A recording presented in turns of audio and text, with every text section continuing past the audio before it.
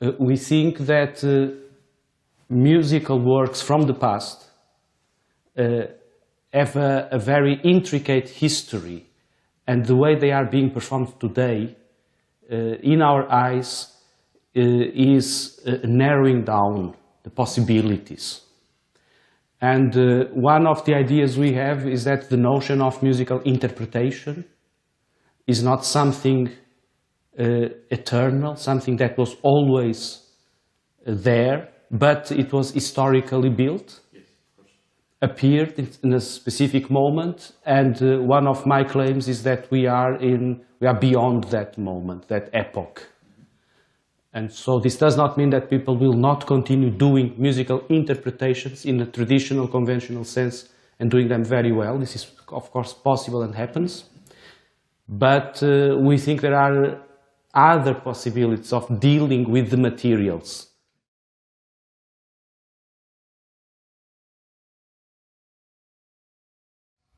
Art, the making of art, is a process of from Chronos, because you and I, we exist in Chronos. But the moment you produce, you make something, the goal is always to get out of this, so to create a dimension, following Nietzsche, then what we call the untimely, Unzeitgemäß. And this, for me, is an extremely important concept, and also because it has implications for our practice. And this means, what is this untimely? Yeah? What is Unzeitgemäß? There's a lot of discussions about this. And it has to do with, for me, with another notion of what is to be contemporary. So you identify the thing, and then the point is that you start twisting it, you start breaking it, distorting it, submitting it to criticism. If this happens, and in my eyes, the more it happens, the better, because when this happens is where you're getting out of time. You're starting having something untimely. And the most you do that, the most untimely you are, the most contemporary you are.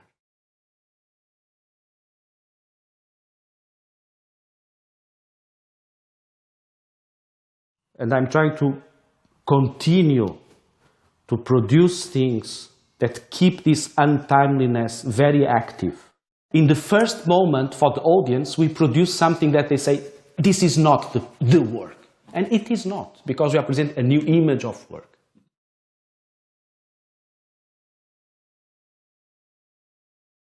The principle of variation, that for me is the principle of differential repetition, from there, I developed the whole project. Okay. Because this is another fundamental idea. Okay. I think to produce this untimely, okay, you have to repeat something that was said before, but you have to do it in a way that twists it, okay, that fundamentally questions it, criticizes it. Okay. So you're in a process of permanent critique to yourself, okay, to your environment, to your society. Then we can go into political dimensions if we want later on. But so the idea of variation is a principle of destabilization, of knowledge, of feeling, of emotions, of relations, and this is crucial to us. So not process of stabilizing things and become, again, a composition in my eyes is something that stabilizes. An assemblage is a permanent destabilization, well, permanent becoming.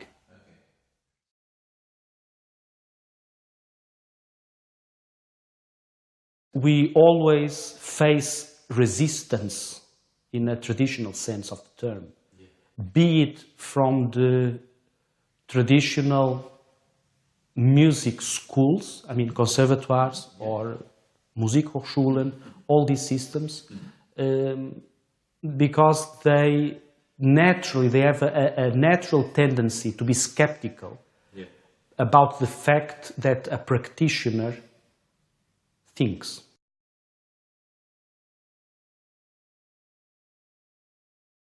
So if we reassemble the past, We are proposing new configurations that might originate or might lead people to think differently about the past, and therefore about the present. So there is a potential there of political change in this sense. And if you start opening this change, in my eyes there is a very strong potential of further changes.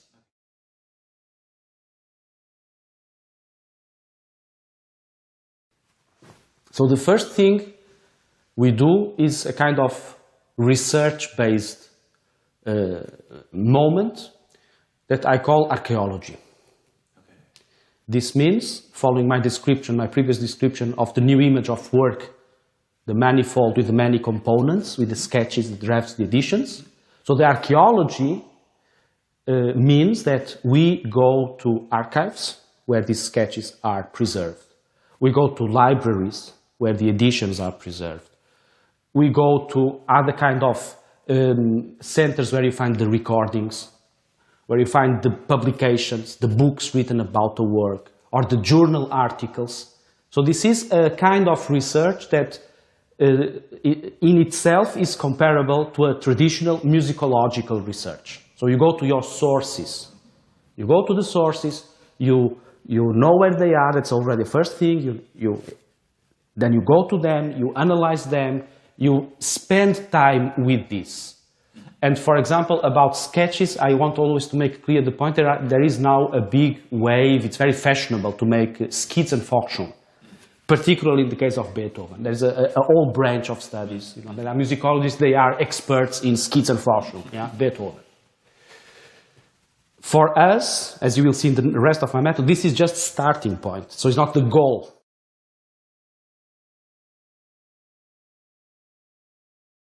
So once this is done, let's say that we come home with our luggage full of these bits of information that we collected. But then we come to the second moment of research, which I call genealogy. Connectors, the intertextuality, what is going on between these different pieces of our puzzle, so to speak. And this is, of course, already, there is a lot, we might say, of interpretation from our side, hermeneutic interpretation also. But where this is also could be seen as traditional musicology so far, or philosophy of music, yeah, or sociology of music, all these disciplines. And again, I repeat, those disciplines, they have methods, and we use those methods. Yeah? Because you will hear very often the question, artistic research has no methods. We have thousands of methods. We have more methods because we use methods from all these disciplines in the moment we need them, if they are useful. And normally they are very useful.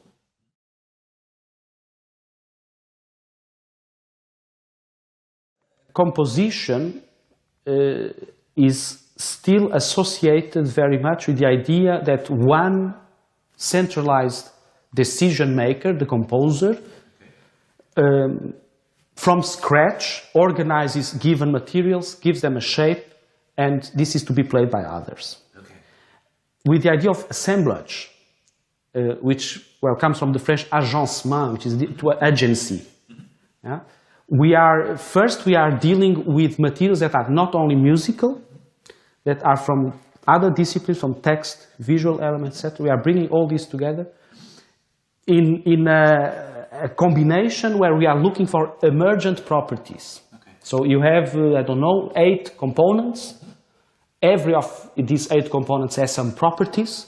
But the moment you bring them together, something new emerges. So that's why I don't call it composition, because there will never be any of these versions that I tell you, this is a final product. Okay. Nothing is final. Okay. So it's impermanent becoming, permanent change, reassembling. That's why I think the idea of assemblage, it's very helpful.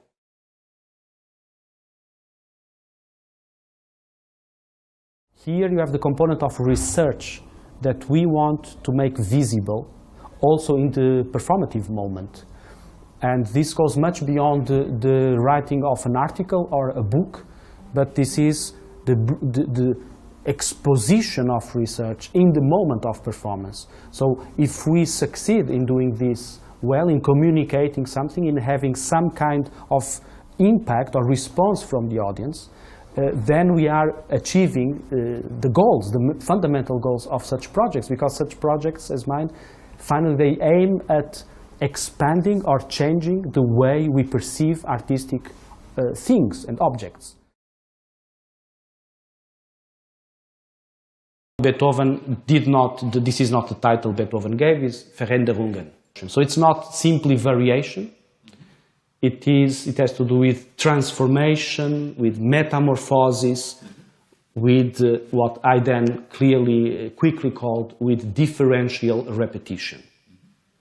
So you are repeating the same, but it's never the same. And this is intrinsic to variation. But the way Beethoven does it, he starts opening the field to what was then later called developmental variation, which was the crucial method of Schoenberg.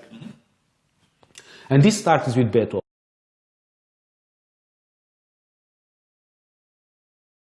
At some point, I discovered some passages in the Diabelli variations that, in my eyes, pointed towards the future. So not anymore the past, not the references, but composers that were born after Beethoven died.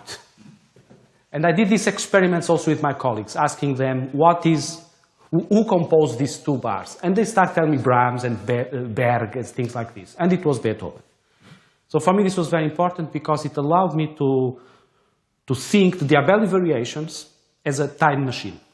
And this would allow me then for the third step to invite living composers to respond to the Diabelli variations, to create situations that are in relation to this piece.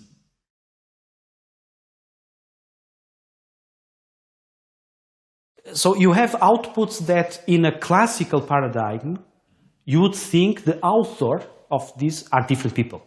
Cannot be the same people. The same person is not doing all this. And I think the artist researcher is someone that does these different things. And we have now, or we start having some resources where you can put all these different kinds of outputs, you can expose them together in a web-based network.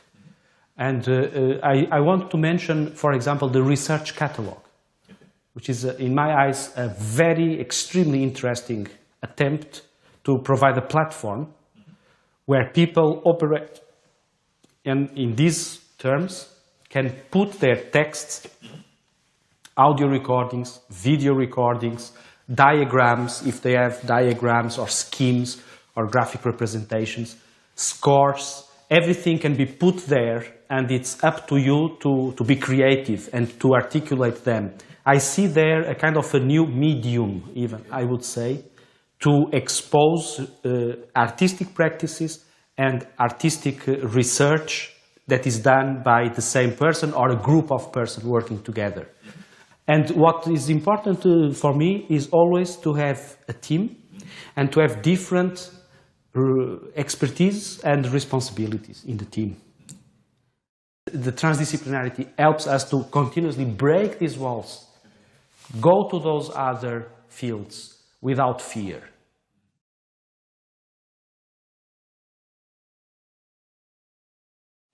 On stage, live, you cannot pretend or fake. It's you, and you are completely exposed in this moment. And the synthesis must occur, otherwise you are in trouble. Yeah? And the synthesis occurs when you become the performer, you become something moving.